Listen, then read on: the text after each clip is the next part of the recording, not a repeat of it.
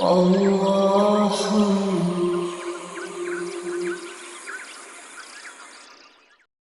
الرجیم بسم اللہ الرحمن الرحیم۔ عزیزان من، آج دسمبر 1981 کی 4 تاریخ ہے اور درس قرآن کریم کا آغاز سورہ الاحقاف کی آیت 15 سے ہو رہا ہے۔ 46/15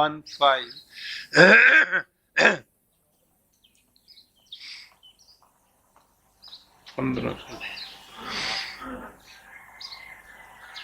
سابقہ آیات میں یہ بتایا جا رہا تھا کہ مومن کا مقام کیا ہے، ان کی خصوصیات کیا ہیں۔ مقام تو یہ ہے کہ ان الذین قالوا ربنا اللہ ثم استقاموا، جن کا زندگی کا مشرب و دعویٰ یہ ہے کہ رب صرف اللہ ہے، رزق کسی انسان کے ہاتھ سے نہیں مل سکتا، اور پھر اس پر جم کر کھڑے ہو گئے اپنے اس دعویٰ پر، تو ان پر ملائکہ کا نزول ہوتا ہے اور ان کو خوف اور حزن نہیں رہتا۔ یہ مقام ہے۔ پہلی چیز، قرآن کریم حیوانی زندگی میں اور انسانی زندگی میں فرق کرتا ہے، اور پھر انسانی زندگی میں مختلف مراتب کا ذکر کرتا ہے۔ مومن کا درجہ سب سے بلند ہوتا ہے اس میں، لیکن پہلا فرق جو ہے حیوانی زندگی میں اور انسانی زندگی میں، اگلی آیت میں اس کے ایک گوشے کی طرف اشارہ کیا گیا ہے۔ حیوانات کی زندگی میں بچہ پیدا ہوتا ہے تو ایک جبلی تقاضا ہوتا ہے، انسٹنکٹ کا ارج ہوتی ہے، جس کی روح سے وہ بچے کی ماں بچے کی پرورش کرتی ہے۔ بعض جنسوں میں ماں اور باپ دونوں ہوتے ہیں، یہ چڑیا وغیرہ پرندوں میں، اور مویشیوں میں عام طور پہ ہم دیکھتے ہیں کہ ماں ہی بچے کی پرورش کرتی ہے۔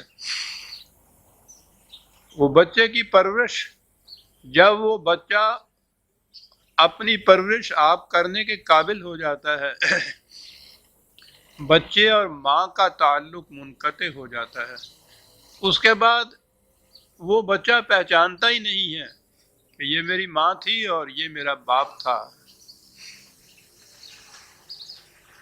انسانی زندگی میں بھی بچے کی پیدائش ہوتی ہے تو ماں باپ اس کی پرورش کرتے ہیں۔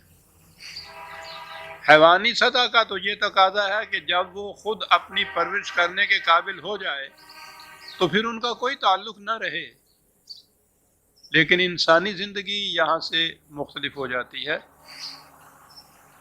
یہاں پہنچنے پر یہ کہا گیا انسان کو یا اولاد کو کہ وَوَصَّيْنَا الْإِنسَانَ بِوَالِدَيْهِ إِحْسَانًا، انسان سے ہم نے یہ کہا ہے کہ وہ اپنے ماں باپ کو فراموش نہ کرے، بڑھاپے میں ان کی جو کمیاں ہو گئی ہیں، ان میں ڈیفیشنسیز جو ہو گئی ہیں، ان کو پورا کرے۔ احسان کے معنی یہی ہوتے ہیں کہ جس میں کوئی کمی ہو جائے اس کمی کو پورا کر دیا جائے۔ قرآن کریم میں متعدد مقامات پہ والدین کے ساتھ احسان کا ذکر اور حکم آیا ہے، تاکید آئی ہے۔ کہیں یہ کہا گیا ہے کہ ان کے ساتھ نرمی سے برتاؤ کرو، درست کلامی پہ نہ اتراؤ۔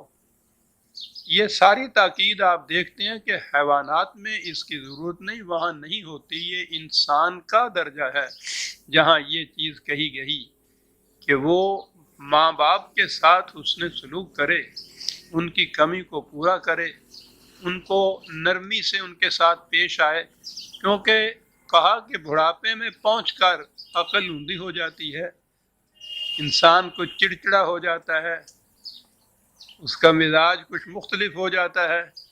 تو اس سے تنگ نہ پڑو، اس سے ان کو جھڑکو نہیں، ڈانٹ ڈپٹ نہ کرو، نہ ہی یہ ہے کہ ان سے بے رخی برتو، ان کی کمی کو پورا کرو، اس کو احسان کہتے ہیں۔ نرمی سے برتاؤ کرو، تو گویا یہ مقام انسانیت ہے، وَسَّعْنَ الْإِنسَانَ یہاں ہے یعنی یہ صرف مومنین کے لیے ہی حکم نہیں ہے، بلکہ کہا کہ انسانیت کا تقاضا یہ ہے کہ وہ حیوانی سطح پہ نہ اترے، کہ ماں باپ اس کی پرورش تو کرتے رہیں، اور جب ماں باپ خود اس مقام پہ پہنچے کہ ان کی پرورش کی ضرورت ہو تو یہ ان کی طرف سے رخ موڑ لے، منہ موڑ لے۔ اس کا تقاضا یہ ہے کہ یہ پھر ان کی پرورش کرے۔ کما ہو ربیانی صغیرن، قرآن نے کہا ہے کہ انہوں نے بچپن میں جس طرح سے تمہاری نگہ برداشت کی تھی، پرورش کی تھی، تربیت کی تھی، ربوبیت کی تھی، اس عمر میں یہ خود اپنی ربوبیت کے قابل نہیں رہے ہیں، تو ان کی اس کمی کو پورا کرو۔ تو گویا یہ انسانیت کا تقاضا بتایا۔ آپ دیکھیے کہ یہاں وَسَّعْنَ الْإِنسَانَ ہے یہ اس میں مومن اور کافر کی بھی تمیز نہیں ہے، حیوان اور انسان کی تمیز ہے صرف۔ اس سے کہا یہ گیا ہے کہ ماں باپ کے ساتھ احسان کرے۔ ایک بات جو اکثر اس سے پہلے بھی کئی مرتبہ آ چکی ہے، اور وہ یہ ہے کہ ہمارے ہاں جو عام عقیدہ ہے کہ ماں باپ کی اطاعت فرض ہے، یہ غلط ہے۔ قرآن نے کہیں ان کی اطاعت کو فرض قرار نہیں دیا، ان کے ساتھ اس نے سلوک کی ہی تاکید کی ہے، اور یہ بڑی اہم چیز ہے۔ بظاہر ایک یہ چھوٹا سا نقطہ ہے، لیکن یہ زندگی کے بڑے اہم اصولوں میں سے ایک بات ہے۔ میں نے جیسا کہا ہے کہ ہمارے ہاں بھی عام طور پہ یہ ہے کہ ماں باپ کی اطاعت فرض ہے، اور باقی مذاہب میں تو پوچھو نہیں کہ ماں باپ کی اطاعت کو، اطاعت میں زور دوں گا اس لفظ پہ، کتنی اہمیت دی گئی ہے۔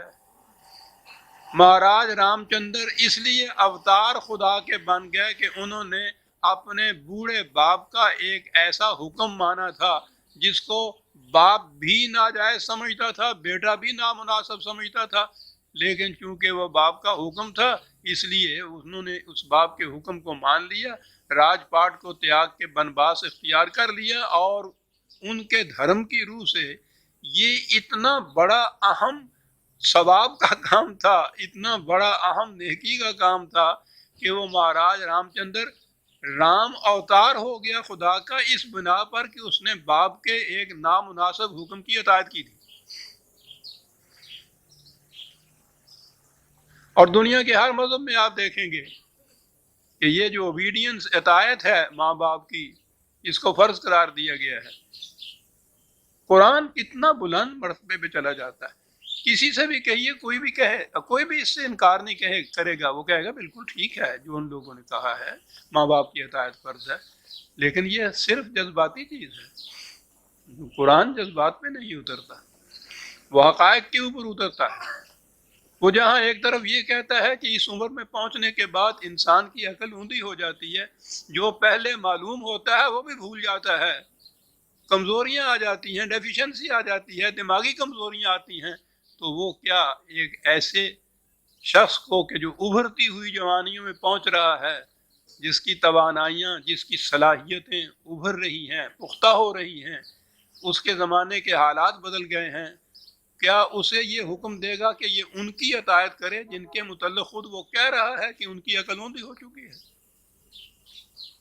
اگر یہ ان کی اطاعت فرض قرار دے دیا جائے تو 2 قدم بھی دنیا کا نظام نہ چل سکے۔ آپ غور کرتے ہیں کہ قرآن کس قدر حقائق کو سامنے رکھتا ہے، فیکٹس کا سامنا کرتا ہے، جذبات پہ نہیں اترتا۔ کہیں اس نے نہیں کہا کہ ان کی اطاعت فرض ہے۔ یہ جو بالغ ہو گیا ہے لڑکا، اگلی آیت میں آ جاتا ہے، بلکہ اسی آیت کے اگلے حصے میں سن رشد کو پہنچتا ہے، جوانی کے پہنچتا ہے، پختگی کو پہنچتا ہے، تو یہ تو ابھر رہا ہوتا ہے اور وہ ماں باپ نیچے جا رہے ہوتے ہیں۔ تو یہ کبھی بھی ایک ایسی جنس کو کہ جو ابھرنے والی ہو، اسے کبھی یہ نہیں کہے گا کہ تم ان کی اطاعت کرو جو نیچے جانے والی ہے۔ اور یہی چیز نسلوں کے اوپر بھی ہے، آنے والی نسل اپنے دور کی جو ہے وہ اس کو کبھی یہ نہیں کہتا کہ تم جو چلی گئی ہے نسل جن کو اسلاف کہتے ہیں ان کی اطاعت اور ان کی پیروی کیا کرو، کہتا اپنے حالات آپ خود سامنے رکھو، عقل و فکر سے کام لو، قرآن نے گائیڈینس کے لیے رہنمائی تمہیں دے دی ہے، اس رہنمائی میں اپنے قدموں سے آپ چلو، اپنی آنکھوں سے آپ دیکھو۔ تو یہ چیز جو ہے، یعنی قرآن کے تو ایک چھوٹے چھوٹے احکام بھی جو ہیں وہ انفرادیت پیدا کر دیتے ہیں، منفرد بنا دیتے ہیں اس کی تعلیم کو باقی دوسرے مذاہب کی تعلیم سے۔ یہ فیکٹس کو سامنے رکھتا ہے، اس نے کہیں نہیں کہا کہ ماں باپ کی اطاعت فرض ہے۔ دوسری طرف اس نے یہ بھی نہیں چھوڑا کہ یہ حیوانات کی طرح کیفیت ہے کہ وہ تو تمہاری پرورش کریں اور جب پرورش پا چکو اپنے پاؤں پہ کھڑے ہونے کے قابل ہو جاؤ تو پھر ماں باپ کی طرف سے آنکھیں بند کر لو۔ یہ بھی نہیں۔ غور فرمایا آپ نے کس قدر حقائق کو سامنے رکھتا ہے قرآن۔ حیوانات سے اس کو منفرد کیا کہ نہیں، ماں باپ ہیں، جب وہ اپنی پرورش کے آپ قابل نہ رہیں، بڑھاپے میں پہنچیں، کمزوریاں ان میں آ جائیں، ان کی کمزوریوں کو رفع کرو، نرمی سے ان کے ساتھ پیش آؤ، حسن سلوک سے ان کے ساتھ پیش آؤ۔ اور ادھر یہ بھی نہیں کہا ہے کہ ان کی اطاعت تم پر فرض ہے، اپنے فیصلے آپ کرو، تم بہتر پوزیشن میں ہو ان کے مقابلے میں اپنے فیصلے کرنے کے لیے۔ آپ ذرا ادھر ادھر نگاہ دوڑا کے دیکھیے کہ اس غلط مفروضے نے کہ ماں باپ کی اطاعت فرض ہے، یعنی جو کچھ وہ کہیں وہ کرنا خدا کے حکم کی روح سے فرض ہے، معاشرے میں کتنی تباہیاں پیدا کرتا ہے۔ وہ ماں حکم دیتی ہے کہ ابھی طلاق دے دو، نکال دو اس بیوی کو، اس نے میرے حق میں گستاخی کی تھی۔ اطاعت فرض۔ بیسیوں معاملات کے اندر آپ دیکھیں گے اطاعت فرض کے غلط مفروضے کے ماتحت کتنی تباہیاں آتی ہیں گھروں کے اندر اور معاشرے کے اندر۔ حسن سلوک کا قرآن نے تاکید کی ہے،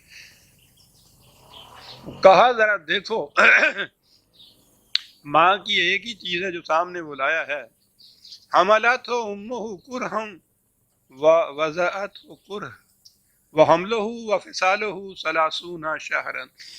اتنی سی چیز کو دیکھو کہ وہ حمل میں کس قدر اس نے تمہارے لیے، یہ تمہاری پرورش کے لیے، جب تم ابھی جنین کی صورت میں رحم مادر میں تھے اس نے کتنی اذیت برداشت کی، مشقت برداشت کی، کرہن۔ پھر اس کے بعد وضع حمل میں دیکھو کتنی، پھر اس کے بعد تمہاری پرورش کے لیے کتنا عرصے تک وہ اپنے خون جگر کو دودھ کی شکل میں تبدیل کر کے تمہاری پرورش کرتی رہی، اپنے بدن کے حصے کو تمہارے اندر منتقل کرتی چلی گئی۔ یہ کوئی چھوٹی بات نہیں ہے، تمہارا تو وجود رہین کرم ہے تمہارے ماں کی ان منازل کا، تو اور نہیں تو کم از کم وہ جسے ہم کہتے ہیں احسان کا بدلہ ہی چکاؤ، اس معنی میں احسان کا بدلہ احسان ہی سے ہی۔ یہاں ضمناً کہا یہ گیا ہے کہ حمل اور دودھ پلانے کی مدت 30 مہینے وہ ہے۔ یہ دوسرے مقام پر ایک دو جگہ جہاں قانونی نقطہ آیا ہے وہ اس نے دودھ پلانے کے لیے 2 سال مقرر کیے ہیں، 24 مہینے وہ ہوئے۔ اب اگر اس میں حمل کے مہینے ملاتے ہیں تو 30 نہیں بنتے، وہ اگر 9 رکھے جائیں تو پہلی چیز تو یہ ہے کہ وہ جو 2 سال قرآن نے کہا ہے وہ لازمی بات نہیں ہے کہ یقینی طور پر 2 سال کے لیے ہی ماں پلائے دودھ، اس سے پہلے دودھ چھڑائے نہیں یا اس سے زیادہ عرصے کے لیے دودھ پلائے نہیں۔ قانونی تقاضا اور ہوتا ہے وہاں، وہ یہ ہے کہ اگر وہ طلاق ہو جائے تو کتنے عرصے تک ماں کی دودھ پلائی جو ہے وہ باپ پر لازم آتی ہے قانوناً، تو قانونی حد وہاں مقرر کی گئی ہے۔ یہ نہیں ہے کہ وہ 2 ہی سال کا عرصہ ہے، نہ اس سے کم نہ اس سے زیادہ۔ اب 2 ہی سال اگر وہ لیے جائے تو یہاں بھی جو کرہن کی بات ہے نا، قرآن نے دوسرے مقام پہ یہ کہا ہے 7/199 کہ حمل خفیف ہوتا ہے پہلے، پھر حمل ثقیل ہوتا ہے۔ خفیف وہ ہوتا ہے کہ وہ حمل تو ہوتا ہے لیکن ابھی وہ بوجھل نہیں ہوتا، اس میں کچھ مشقت نہیں ہوتی، عام کام کاج عورت کرتی رہتی ہے۔ تو وہ قریباً 3 مہینے تک ہوتا ہے، وہ اس کے بعد پھر وہ ثقیل ہوتا ہے، بوجھل ہو جاتا ہے، وہاں قرآن کی بات آ جاتی ہے۔ عجیب چیز ہے، قرآن کا ایک ایک لفظ جو ہے، جہاں سے قرآن شروع ہوتا ہے حمل، اور وہاں سے اس نے مدت مقرر کی ہے، وہ 6 مہینے کی مدت ہوتی ہے۔ تو 6 مہینے اگر 2 سال ادھر کے لے لیے جائیں تو 30 مہینے یوں بھی پورے ہو جاتے ہیں۔ ویسے میں نے عرض کیا ہے کہ یہ کوئی قانون قرآن کی روح سے یہ فریضہ نہیں ہے کہ 2 ہی سال کے لیے دودھ پلایا جائے، نہ اس سے کم یا اس سے زیادہ کیا جائے۔ بات اس سے کہیے کہ تم اور کچھ نہیں تو اپنی ماں کے ان مراحل کو ہی اپنے سامنے رکھو، پہلے کس قدر مشقت اٹھائی اس نے، اور اس کے بعد تمہاری پرورش 2 سال تک تمہاری پرورش اس طرح سے کرتی رہی اپنے خون جگر سے، اور تم پھر بڑھ پھول کے ایسے ہو گئے۔ اور اس کے بعد پھر اس کی صورت آ گئی، جب میں نے عرض کیا ہے نا کہ عطایت والی بات نہیں ہے، حتی اذا بلغ اشدہ و بلغ 40 سنۃ، پھر وہ جوانی کی عمر کو پہنچا اور آہستہ آہستہ اس نے تجربات کے بعد پختگی حاصل کر لی، کچھ 40 سال کی عمر تک۔ اب وہ پختہ ہو گیا ہے اپنے معاملات کے حل کرنے کے لیے۔ قال رب اوزعنی ان اشکر نعمتک التی انعمت علی وعلی والدی، پھر وہ ہے جو سعادت مند بچہ ہے، خدا پرست بچہ ہے، وہ خدا سے دعا کرتا ہے کہ یا اللہ مجھے توفیق عطا فرما کہ میں وہ نعمتیں جو تو نے مجھ پر وارد کی یا میرے ماں باپ کو جن سے نوازا تھا، میں ان کا شکر ادا کر سکوں۔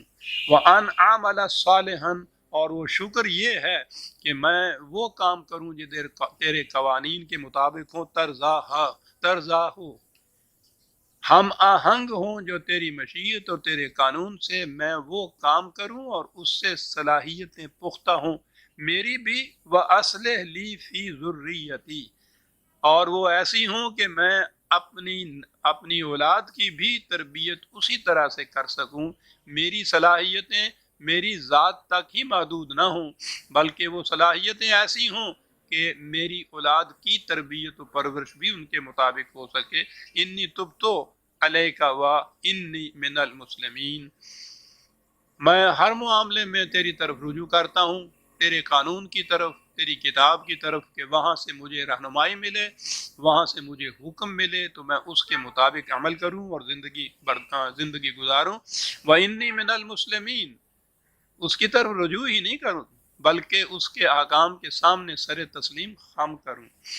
یہ ہے ضروری چیز جو ہے، گائیڈنس لینے کے بعد اس گائیڈنس کی پرواہ نہ کرنا وہی جو اپنے جی میں آئے، تو اس کا فائدہ کیا ہے کسی سے رہنمائی لینے کا؟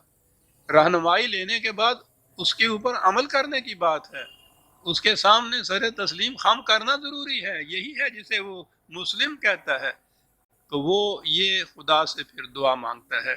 اولئک الذین نتقبل عنہم احسن ما عملوا، یہ وہ لوگ ہیں کہ ان کے حسن عمل کو ہم شرف قبولیت بخشتے ہیں۔ وَنَتَجَاوَزُ عَنْ سَيِّئَاتِهِمْ، اور ان کی یہ ایک ٹکڑا ہے، میں سمجھتا ہوں کہ بڑا وضاحت طلب ہو جائے گا، اور ان کی جو سیئات ہو کہتے ہیں عام برائیوں کو، لغزشوں کو، ان سے تجاوز کے معنی ہوتا ہے آگے بڑھ جانا، ان کی گرفت نہ کرنا، مواخذہ نہ کرنا ان کا، عام طور پہ جسے کہتے ہیں معاف کر دینا جسے ہم کہتے ہیں۔ پہلے میں یہ کہوں کہ فی اصحاب الجنت، یہ لوگ ہیں اصحاب الجنت میں۔ یہاں یہ ٹکڑا آیا کہ ان کے حسن عمل کو تو ہم قبولیت کا شرط بخشتے ہیں، اور ان کی سیئات کو، برائیوں کو، لغزشوں کو عام الفاظ جو ہیں معاف کر دیتے ہیں۔ ہمارے ذہنوں کے اندر یہ جو معافی کا تصور ہے یہ بڑا تباہ کن ہے۔ بخشش خدا کی طرف سے، معافی خدا کی طرف سے، شفاعت اس کے رسول کی طرف سے، تو پھر اس کے بعد جرائم اور گناہوں کا جو بوجھ ہے اس کا تو تصور ہی باقی نہیں رہتا۔ جو جی میں آئے کرو۔ اب یہ دیکھیے یہاں بھی خدا نے کہا ہے کہ ہم ان کو معاف کر دیتے ہیں ان کی سیئات کو۔ بحیث مجموعی جب قرآن کا تصور سامنے لایا جائے، وہ مکافات عمل کا تصور ہے۔ مکافات عمل کے معنی ہے انسان کا ہر کام، ہر عمل ایک نتیجہ پیدا کرتا ہے۔ اس میں معافی اور بخشش کا سوال نہیں، یہ تو قانون کی چیز ہے۔ ہر عمل انسان کا ایک نتیجہ پیدا کرتا ہے، حتیٰ کہ اس کے نگاہ کی خیانت اور اس کے دل میں گزرنے والے خیالات بھی اپنا نتیجہ پیدا کرتے ہیں۔ تو جب یہ قانون ہے، اس میں معافی کا کیا تصور؟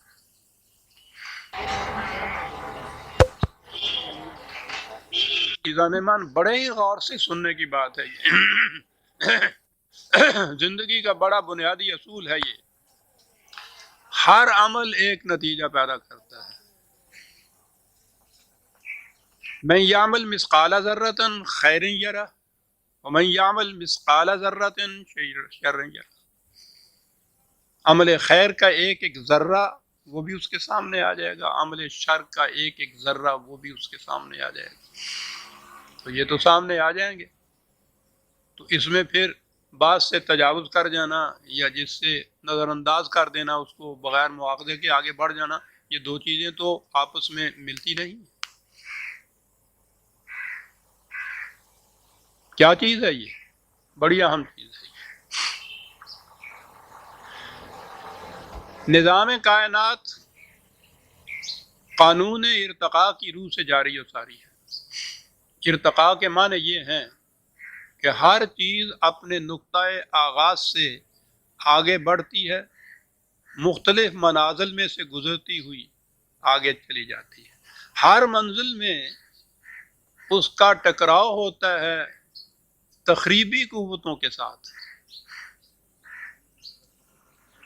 اگر اس شے کی تعمیری صلاحیت بڑھی ہوئی ہے، اس کے معنی ہے کہ اس میں پاور آف ریزسٹنس یا قوت مدافعت زیادہ ہے، تو وہ تخریبی قوتوں کو شکست دے دیتی ہے اور وہاں زندہ بھی رہتی ہے، اور صلاحیتیں زیادہ ہیں تو آگے بڑھ کے ارتقاء کی اگلی منزل میں جا پہنچتی ہے۔ اس طرح سے وہ شاید جس کی صلاحیتیں اتنی زیادہ بڑھی ہوئی ہوں کہ وہ تخریبی عناصر کو شکست دیتی چلی جائے، وہ آگے بڑھتی چلی جاتی ہے تاں کہ وہ اپنے منتہا کو پہنچ جاتی ہے، جو کچھ بننا ہوتا ہے بن جاتی ہے۔ یہ ہے قانون ارتقاء جو جاری و ساری ہے۔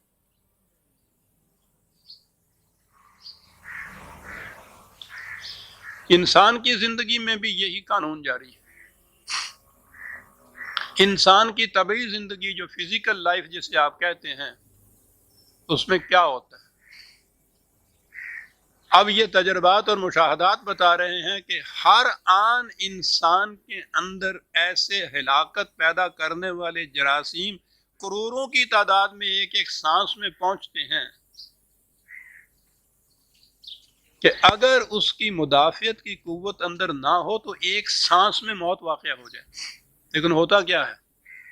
اس کے اندر تعمیری قوتیں اتنی ایسی ہوتی ہیں جو ان کا مقابلہ کرتی ہیں۔ اگر وہ تعمیری قوتیں بڑھی ہوئی ہیں تو یہ تخریبی جراثیم یہ جو اندر جاتے ہیں، بیکٹیریا یا سیلز وغیرہ، وہ ان کو ہلاک کر دیتی ہے، انسان تندرست رہتا ہے۔ اور اگر وہ قوت مدافعت کم ہو گئی ہے، تعمیری قوتیں اندر کی جو ہیں کم ہو گئی ہیں ان کے مقابلے میں، یہ غالب آ جاتی ہیں، انسان بیمار ہو جاتا ہے۔ عارضی طور پر اگر یہ واقعہ ہوا ہے تو جسے علاج کہتے ہیں وہ یہی ہوتا ہے کہ اندر کی مدافعت کی قوت جو ہے اس کو بڑھا دیا جاتا ہے باہر کی تدبیروں سے۔ یہ دوائی جا کے آپ نہیں کچھ کرتی، یہ ٹھیک ہے کہ اب انہوں نے یہ بھی طریقہ اختیار کیا ہے کہ وہ ہلاکت آمیز جراثیم کو مار بھی دیتی ہے، اینٹی بایوٹکس جس کو کہتے ہیں، اگرچہ وہ سب کو ہی مار دیتی ہے اندر پہنچ کر، لیکن اصل علاج یہ ہے کہ انسان کی مدافعت کی قوتیں جو ہیں ان میں تقویت پیدا کی جائے۔ یہ صحیح طریقے علاج ہے، وہ خود مقابلہ کرے اور ان کو شکست دے، یہ تندرستی ہو گئی۔ لیکن بیماری میں اگر یہ قوتیں کم ہیں عارضی طور پہ ہیں تو صرف بیمار ہوتا ہے، اور اگر یہ قوتیں کمزور تر ہوتی چلی جائیں اور وہ غلبہ زیادہ حاصل کرتی چلی جائے تو اس کا نام موت ہوتا ہے۔ جب انسان بیمار ہوتا ہے تو یہ نہیں کہ اس کے اندر مدافعت کی صلاحیت یا تعمیری قوتیں بالکل ناپید ہوتی ہیں، یہ نہیں ہوتا، ہوتی ہیں لیکن وہ کم ہوتی ہیں اور تخریبی قوتیں زیادہ ہوتی ہیں۔ موت بھی واقع ہوتی ہے تو اس وقت بھی یہ نہیں ہوتا کہ اندر کوئی تعمیری قوت ہوتی نہیں ہے، وہ اتنی کمزور ہوتی ہے کہ ان ہلاکت آفرین تخریبی قوتوں کا مقابلہ کرنے کے قابل نہیں رہتی، اس وقت بھی وہ کچھ ہوتی ہیں۔ یہ کیا چیز ہے؟ تعمیری اور تخریبی قوتوں کا ٹکراؤ ہر آن ہر سانس میں ہوتا ہے، خارجی کائنات میں بھی، انسان کی اپنی ذات میں بھی، انسان کی اپنی زندگی میں بھی۔ قرآن کریم نے، عزیزان من، 1400 سال پہلے کی بات ہے، آج کے سائنسدان قانون ارتقاء کو جو لائے ہیں تو انہوں نے کہا ہے کہ یہ بہت بڑا انکشاف ہے جو ہم نے کیا۔ قرآن کہتا ہے کہ انسان یا کائنات میں ہر آن میزان کھڑی ہے، ایک ترازو کھڑا ہے، وضع المیزان، اور ترازو کے تو دو پلڑے ہوتے ہیں نا۔ وہ کہتا ہے کہ تخریبی قوتوں کا بھی پلڑا ہوتا ہے، تعمیری قوتوں کا بھی پلڑا ہوتا ہے۔ من ثقلت موازینہ فہو فی عیشۃ راضیہ، من ثقلت موازینہ فامہ ہاویہ، جس کا تعمیری قوتوں کا پلڑا جھکا ہوا ہوتا ہے وہ تندرست و توانا ہوتا ہے، وہ ہوتا ہے جو آگے بڑھنے کے قابل ہوتا ہے، وہ ہے جو جنت میں پہنچتا ہے۔ اور جس کا تعمیری قوتوں کا پلڑا اٹھا ہوا ہوتا ہے یعنی ہلکا ہوتا ہے، وہ ہے جو جہنم میں جاتا ہے، بیمار ہو جاتا ہے، موت آ جاتی ہے۔ یہ جو ہے ثقلت موازینہ اور خفت موازینہ، یہ ہے قانون ارتقاء۔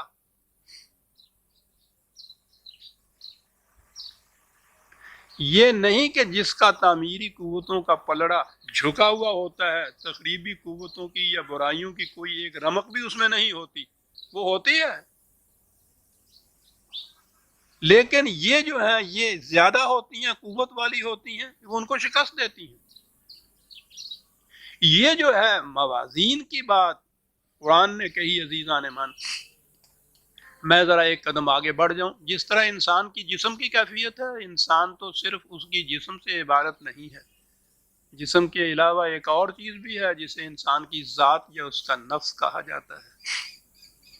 یہ جسم تو اسی زندگی تک ہے، اصل مقصود انسان کا اسی قانون ارتقاء میں اس کی ذات کی نشو و نما اور پرورش بھی ہے۔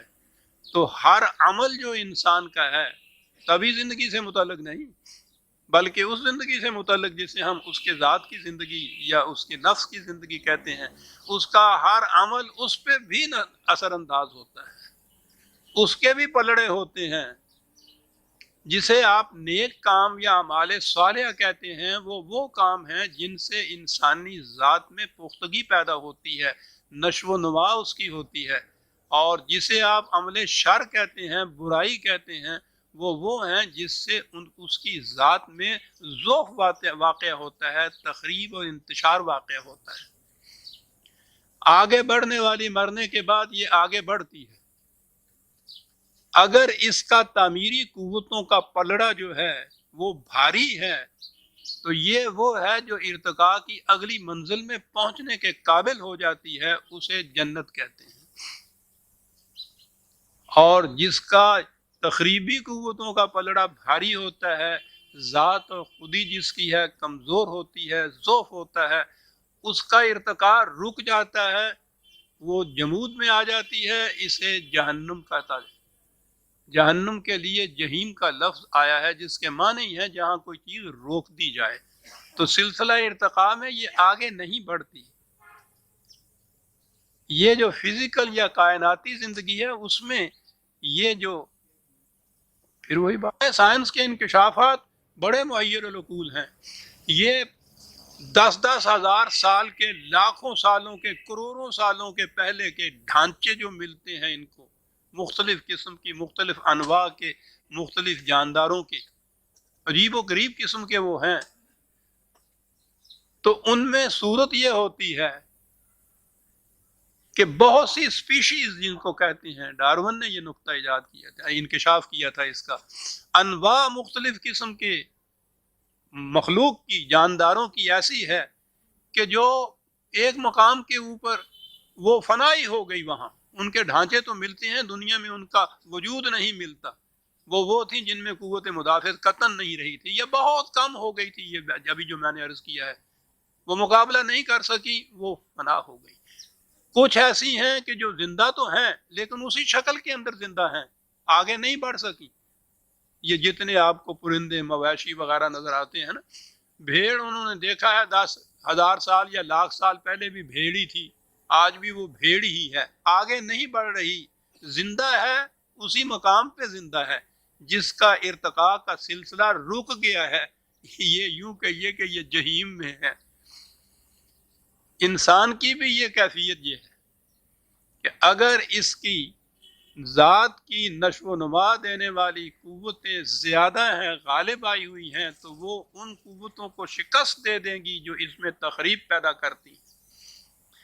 یہ جو قوتیں ہیں جو اس کو نشو و نما دیتی ہیں، ان کو حسنات کہتا ہے قرآن، اور تخریبی قوتیں جو ہیں ان کو وہ سیئات کہتا ہے۔ اب پلڑوں کی بات آ گئی، جس کا یہ تعمیری قوتوں کا پلڑا بھاری ہوتا ہے، وہ آگے بڑھنے کے قابل ہوتی ہے، وہ آگے چلی جاتی ہے، وہ جنت میں جا پہنچتی ہے۔ جنت میں پہنچنے والوں کا جو دوسرا پلڑا ہے وہ بالکل خالی نہیں ہوتا، اس میں لغزشیں ہوتی ہیں۔ عجیب چیز ہے قرآن نے جو کہی۔ دنیا کے باقی مذاہب میں نجات کا تصور یہ ہے کہ وہ بہشت میں، یا جس کو بھی اپنے ہاں کا اس میں نجات کہتے ہیں، اسے حاصل ہوتی ہے جس شخص میں کوئی گناہ نہ ہو، وہ معصوم ہو۔ ہندو دھرم تو اس کو پھر جون کا چکر دیتا ہے، کروڑوں جونوں میں وہ بدل بدل کے وہ کہتا ہے، وہ آتا ہے دھوبی کے بھٹی چڑھتا ہے، ہر بار دیکھا جاتا ہے کہ اس کی آلائشیں جو ہیں لغزشوں کی کتنی کم ہوئی، کروڑوں چکر دینے کے بعد جب دیکھا جائے کہ اس میں کوئی آلائش باقی نہیں رہی، پھر اس کو نروان حاصل ہو جاتا ہے، نجات حاصل ہو جاتی ہے، یعنی شرط یہ ہے کہ کوئی آلائش نہ ہو۔ عیسائیت نے تو مصیبت مول لے لی، اس نے کہا کہ ہر انسانی بچہ پیدائش کے ساتھ ہی آلائشوں کا، گناہوں کا ایک بوجھ اپنے ساتھ لاتا ہے۔ اپنے اولی ماں باپ نے جو آدم اور حوا نے جو معصیت کی تھی، وہ اس کا بوجھ گناہوں کا ہر انسانی بچہ اپنے ساتھ لاتا ہے، اور وہ کسی طرح سے صاف ہو ہی نہیں سکتا۔ جب وہ صاف نہیں ہو سکتی وہ آلائش، تو وہ جہنم میں جاتا ہے، کیونکہ جنت میں تو اس نے جانا ہے کہ جس میں یہ آلائش کا ذرا سا دھبا بھی نہ ہو۔ تو اب کیا کیا جائے؟ تو انہوں نے اس کے بعد یہ عقیدہ وضع کیا کہ حضرت عیسیٰ علیہ السلام نے خدا کے اکلوتے بیٹے نے بقول ان کے اپنی جان دے کر اپنا خون بہا خدا سے یہ لیا کہ یہ جتنے لوگ میرے اس صلیب کے، میرے کفارے پر ایمان رکھیں گے، ان کی وہ آلائشیں تم نے معاف کر دینا، دھو دینا، اور انہیں جنت میں بھیج دینا۔ انہیں یہ علائشیں دھونے کے لیے یہ ایک طریق ایجاد کیا۔ تصور یہی تھا کہ نجات اسی کی ہوگی، جنت میں وہی پہنچ سکے گا جو معصوم ہوگا، جس سے کوئی لغزش سرزد نہ ہوئی ہوگی، جس میں ذرا سا دھبا بھی ایسا نہیں ہوگا۔ قرآن کہتا ہے کہ یہ انسانی فطرت کے خلاف انسان ہے، لغزشیں بھی اس سے ہو جاتی ہیں۔ دیکھیے عزیزان من، جذبات میں نہیں یہ آتا، وہ سارے مذاہب کا تصور جذباتی ہے خالص، یہ حقائق کا سامنا کرتا ہے، وہ کہتا ہے ٹھیک ہے انسان ہے، بہرحال بشری تو ہے، اس سے لغزشیں بھی ہو جاتی ہیں۔ تو قانون کیا ہے؟ قانون یہ ہے کہ اگر تعمیری قوتوں کا پلڑا بھاری ہے اس کا، تو اس کی یہ چھوٹی موٹی لغزشیں ہیں، وہ ان تعمیری قوتیں جو ہیں وہ ان کا ازالہ کر دیتی ہیں، وہ تخریب نہیں پیدا کرنے دیتی۔ تو اصول کیا قرآن نے بیان کیا عزیزان من؟ 4 لفظوں میں اتنی عظیم حقیقت جو ہے اس کو بیان کر گیا کہ ان الحسنات یذہبن السیئات،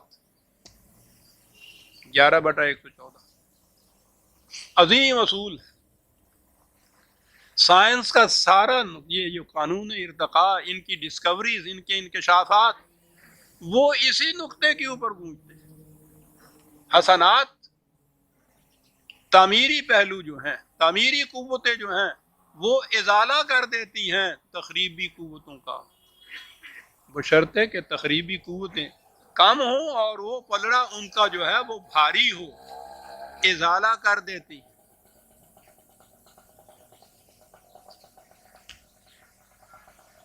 ایک عظیم انسانیت ساز کام کسی سے سرزد ہوتا ہے، چھوٹی موٹی لغزشیں جتنی بھی ہیں وہ اس کا ازالہ کر دیتی ہیں، وہ تخریب نہیں پیدا کرنے دیتی ان کو۔ وہ تعمیر اتنی بڑی وزنی ہوتی ہے کہ وہ ہلکی سی تخریب جو ہے اس کا ازالہ ہو جاتا ہے۔ یہ معافی نہیں ہے، یہ بخشش نہیں ہے،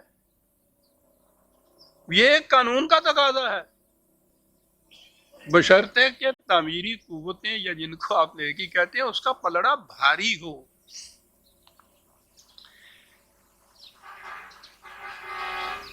یہ جسے کہا گیا ہے نا کہ نتقبل عنہم احسن ما عملوا ونتجاوز عن سیئاتہم، کہ ان کے احسن ما عملوا، حسن عمل، بہترین حسن عمل جو ہے وہ اسے قبول کیا جاتا ہے، وہ اس کا پلڑا بھاری ہوتا ہے۔ تو یہ جو اس کے ہاں سیئات ہوتی ہیں، یہ چھوٹی موٹی لغزشیں جو سرزد اس سے ہو گئی ہوتی ہیں، یہ ان کا ازالہ کر دیتی ہیں۔ تو آپ نے غور فرمایا کہ اس میں معافی کا پہلو نہیں، بخشش نہیں ہے، کسی قسم کی سفارش نہیں ہے، خالص قانون کی بات ہے۔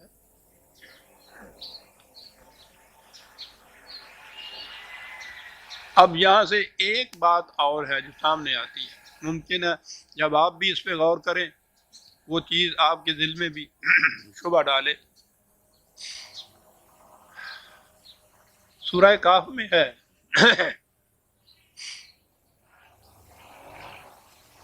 18/105، آیت ہی میں سامنے لیا۔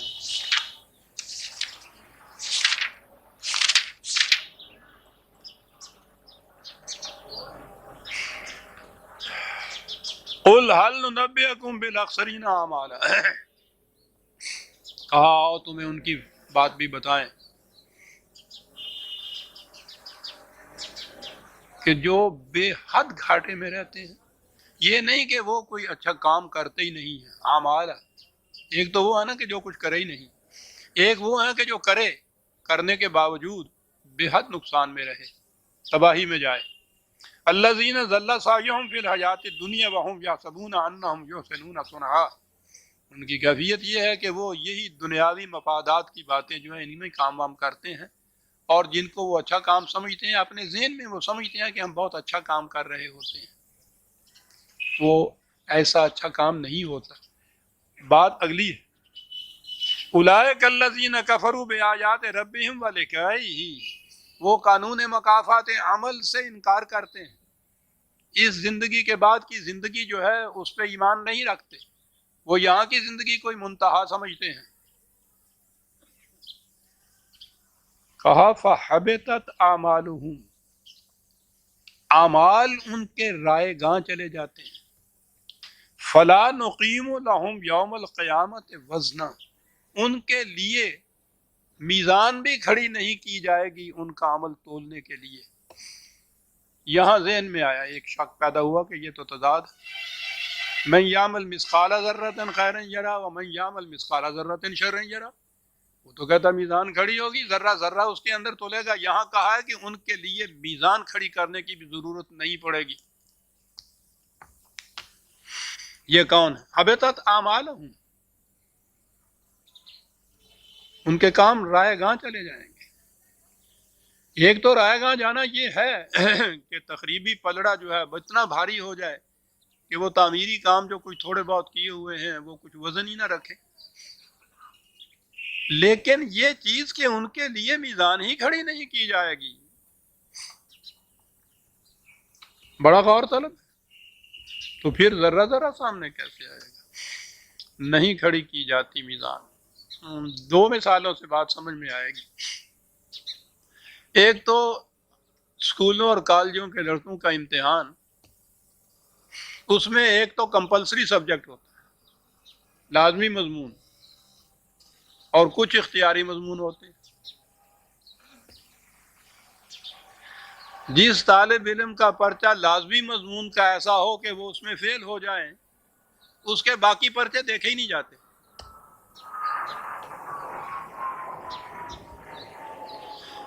پاس ہونے کے لیے پاس مارکس ہوتے ہیں، اور وہ ہوتے ہیں اسی قانون ارتقاء یا قرآن کے اس یہ ثقلت موازین اور خفت کریں 60% پاس مارکس۔ جس نے 60% لیے ہیں، 40% غلطیاں بھی تو ہیں نا اس کی، اس کو کلاس میں پروموشن دے دی جاتی ہے، اگلی کلاس میں اس کو چڑھا دیا جاتا ہے۔ کیوں؟ اس کا جو اعمال صالحہ کا پلڑا تھا 60%، اس نے ازالہ کر دیا ہے اس کے 40% غلطیوں کا۔ وہ اس قابل سمجھا جاتا ہے کہ آگے اس کو چڑھا دیا جائے کلاس میں۔ لیکن اگر وہ کمپلسری سبجیکٹ میں فیل ہو گیا ہے تو اس کے باقی پرچے دیکھے ہی نہیں جاتے۔ اولئک حبطت اعمالهم، رائے گاں گئی اس کی ساری محنت۔ فلا نقیم لہم یوم القیامت وزنا، اس کے لیے میزان ہی کھڑی نہیں کی جائے گی کیونکہ کمپلسری سبجیکٹ میں فیل ہو گیا ہے یہ۔ اور دوسری مثال ہے آپ کے ہاں معاشرے کی، حکومت کی، اگر کسی شخص کے خلاف بغاوت کا جرم ثابت ہو جائے تو اس نے کتنی امن پسندی کے کام کیے ہوں، رفاہ عامہ کے لیے کتنے ہی چندے دیے ہوں، کتنے ہی اچھے کام کیے ہوں، کوئی وزن نہیں رکھتا، کوئی اس کا معاوضہ اور صلہ نہیں ہوتا، ایک جرم بغاوت کا، سارے باقی اس کے کام جو ہیں اس کو بہا کے لے جاتا ہے۔ حبطت اعمالہم، اس کے لیے پھر وزن میزان بھی کھڑی نہیں کی جاتی کہ ایک ہی کام اس کا یہ اتنا بڑا ہے کہ اس کے باقی جتنے بھی کام اچھے جنہیں آپ کہتے ہیں وہ ان کو بہا کے لے جاتا ہے۔ بغاوت کا جرم یہ ہیں جن کے لیے پھر کہا کہ باقی کاموں کے لیے ان کے میزان بھی کھڑی نہیں کی جائے گی۔ اب قرآن کی روح سے بھی اس نے بعض کاموں کو اس نے بغاوت قرار دیا ہے۔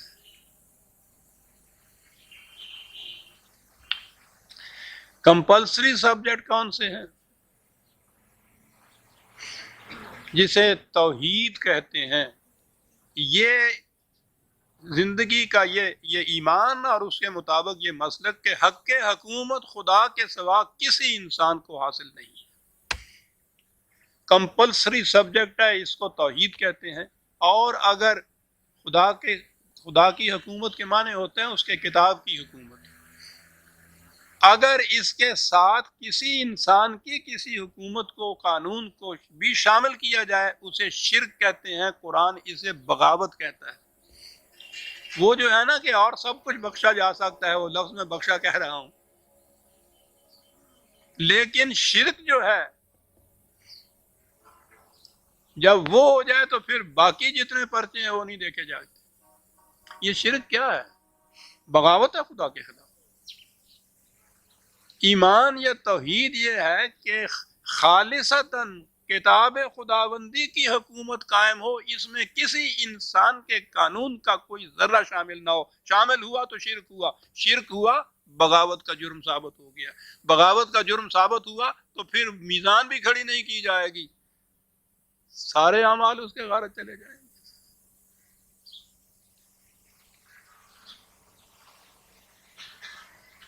آپ نے غور فرمایا کہ یہ کیا اصول قرآن نے بیان کیا ہے؟ ایسا اصول بیان کیا عزیزان من، قانون ہے اٹل، حقائق کائنات اس کی تائید کرتے ہیں۔ وہ لوگ جو قرآن کو خدا کو بھی نہیں مانتے، مغرب کے محققین اور سائنٹسٹ ان کے انکشافات اس کی تائید کرتے ہیں کہ زندگی کا نظام اسی سے قائم ہے، جس کا تعمیری قوتوں کا پلڑا بھاری ہے۔ یہ ضروری نہیں کہ اس کے ہاں کوئی ایک گناہ یا ایک لغزش بھی نہ ہو۔ قرآن نے اسی لیے کہا ہے مومنین کے متعلق کہ وہ کبائر الاسم سے اجتناب کرتے ہیں الا اللمم، کچھ ایسی چھوٹی موٹی لغزشیں جس کو آپ ملامت والی بات کہتے ہیں، یہ ان سے بھی سرزد ہو جاتی ہیں، لیکن حسنات کا ان کا پلڑا اتنا بھاری ہوتا ہے، انہوں نے 60% مارکس حاصل کر لیے ہوئے ہوتے ہیں کہ وہ جو ان کا تخریبی قوتوں کا پلڑا ہے وہ اس کا ازالہ کر دیتی ہیں۔ دیکھو نا، ان الحسنات یذہبن السیئات، حسنات کی بہتات جو ہے وہ ان لغزشوں کا ازالہ کر دیتی ہے۔ مدافعت کی قوت انسان کے اندر، یہ جتنے بھی اتنے بیکٹیریا جاتے ہیں ہلاکت والے، وہ ان کو تلف کر دیتی ہے، اس کا ازالہ کر دیتی ہے۔ انہوں نے یہ جذباتی طور پر اصول بیان کیا تھا کہ نجات و سعادت اور جنت جس کو آپ کہتے ہیں، وہ اس کے لیے ہے کہ جس میں ایک ذرا سا بھی گناہ کا ذرا سا دھبا نہ ہو، وہ معصوم ہو ان چیزوں سے، ناممکن۔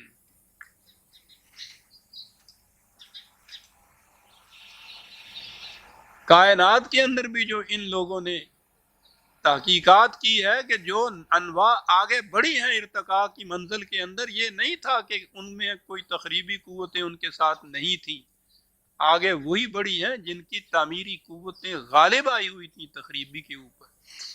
کوئی نوع بھی ایسی نہیں مل سکی کہ جس میں کوئی بھی تخریبی قوت نہ ہو اور وہ آگے بڑھ گئی ہو۔ یہ شرط ہی ایسی ہے جو پوری نہیں کی جا سکتی۔ قرآن نے حقائق کو سامنے رکھ کے نجات و سعادت کا قانون مہیا کیا عزیزان مان، جس کا من ثقلت موازینہ فہو فی عیشۃ راضیہ، من خفت موازینہ فامہ ہاویہ۔ اور اس میزان میں یہ دیکھ لیا کہ سب سے پہلے دیکھا یہ جائے گا کہ بغاوت تو نہیں ہے، شرک تو نہیں ہے، اور اگر یہ ہے تو پھر وہ یہ قرآن نے یہ کہا تھا نا کہ وَهُمْ يَحْسَبُونَ أَنَّهُمْ يُحْسِنُونَ صُنْعًا، یہ لوگ بظام خیر یہ سمجھیں گے کہ ہم تو بڑے نیک کام کرتے ہیں، اس غلط فہمی میں مبتلا رہیں گے۔ وہ کہا خدا سے تو بغاوت کریں گے اور اپنے ذہن میں یہ سمجھیں گے کہ ہم بڑا نیک کام کر رہے ہیں۔ بڑا غور طلب ہے یہ مسئلہ عزیزان، کہ بغاوت ہو خدا سے، حق حکومت انسانوں کو دے دیا ہو، شرک کا ارتکاب ہو رہا ہو، اور یہ سمجھ رہے ہوں کہ ہم نماز روزہ حج زکوٰۃ وغیرہ جو ہیں یہ بڑے بڑے بھائی نیک کام کر رہے ہیں ہم، اور وہ ایک ایک نیکی، ایک ایک قرآن کے لفظ کی تلاوت کا ثواب 300 نیکیاں یا کتنی نیکیاں 30 نیکیاں، اپنے ذہن میں سمجھ لیں کہ انبار کھڑا ہو رہا ہے ہمارا، وہ پلڑا جو ہے اس میں اتنا کچھ ہو رہا ہے۔ وہ کہتا ہے کہ وہ یحسبون انہم یحسنون صنعا، اپنے آپ کو اس غلط فہمی میں رکھیں گے کہ ہم تو بڑے نیک کام کر رہے ہیں، حالانکہ خدا کی بغاوت کے سامنے یہ نیک کام کوئی حیثیت نہیں رکھتے۔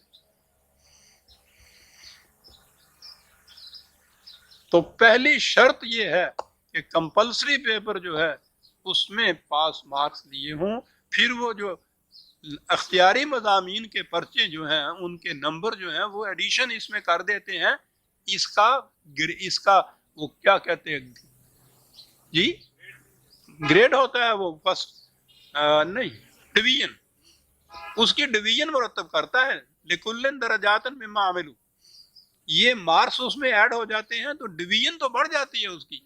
لیکن اگر کمپلسری سبجیکٹ میں فیل ہوا ہوتا ہے تو نہ کمپلسری کے نمبر ملتے ہیں نہ یہ آپشنل کے نمبر ملتے ہیں۔ لا نقیم لہم یوم القیامت وزنا، ان کے لیے میزان ہی کھڑی نہیں کی جائے گی۔ عزیزان من، قرآن ہے، افسانے نہیں ہے، ذہن انسانی کے جذبات نہیں ہیں، یہاں بخشش اور معافی کا کوئی سوال نہیں ہے، ایک ایک عمل اپنا نتیجہ پیدا کرتا ہے۔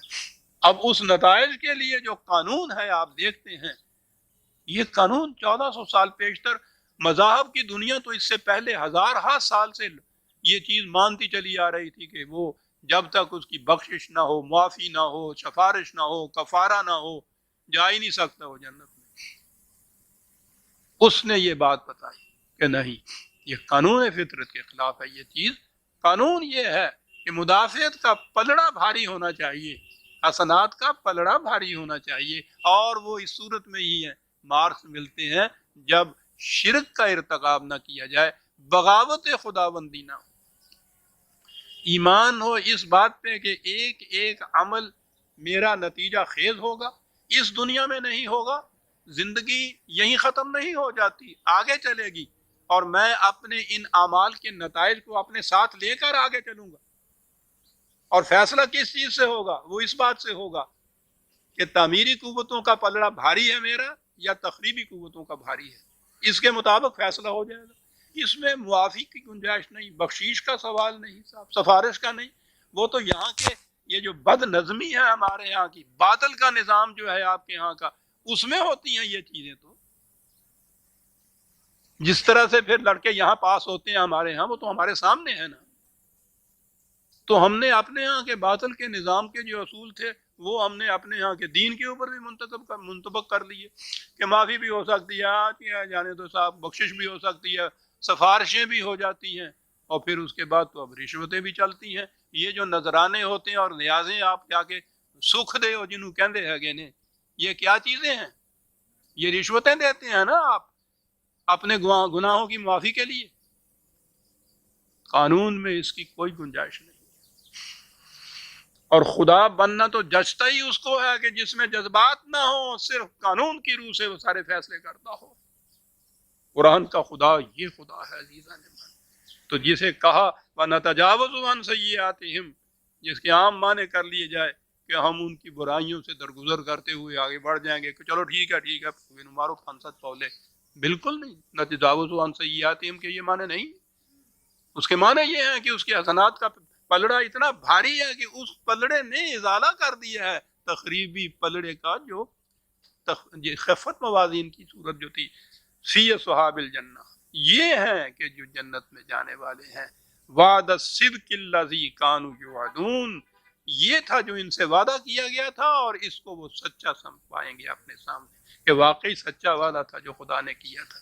کمپلسری میں پاس ہو، 60% اوور آل مارکس بھی لے لے، یہ قانون ہے، اس میں کوئی سفارش نہیں۔ وہ کہا ہے کہ یہ بھی نہیں ہو سکتا کہ اس کا پرچہ گم ہو جائے، دوسرے کے مارکس اس کے مارکس دوسرے کو دے دیے جائیں، یہ نہیں ہوگا ہمارے ہاں۔ صدق ہمارا قانون عدل جو ہے اس کو یہ سچا اپنے سامنے پائیں گے۔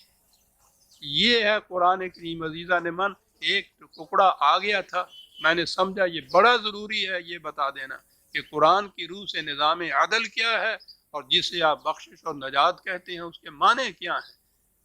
یہ ثقلت اور خفت موازین کا مطلب کیا ہے؟ لا نقیم لہم یوم القیامت وزنا، میں نے کہا تھا کہ بازار تضاد نظر آتا ہے کہ ذرہ ذرہ جو ہے تولے گا، اور یہاں کہا گیا ہے کہ ان کے لیے یہ میزان بھی کھڑی نہیں کی جائے گی۔ یہ کیا چیز ہے صاحب؟